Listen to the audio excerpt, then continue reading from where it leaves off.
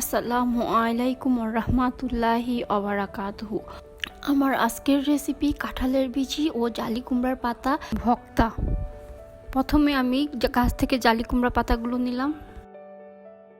কাঁঠালের বিচি চামড়া ছাড়িয়ে ভালোভাবে পরিষ্কার করে সিদ্ধ করে নিয়েছি।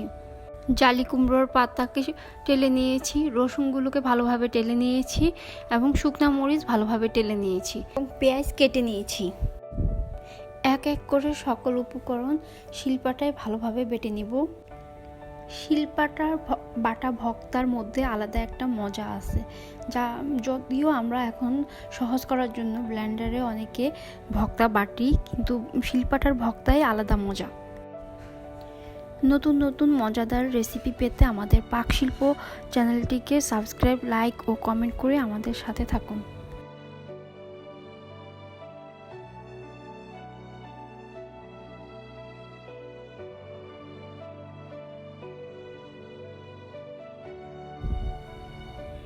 এক এক করে সকল উপকরণ বাটা হলে স্বাদ মতো লবণ দিয়ে হাত দিয়ে ভালোভাবে মিশিয়ে নিব।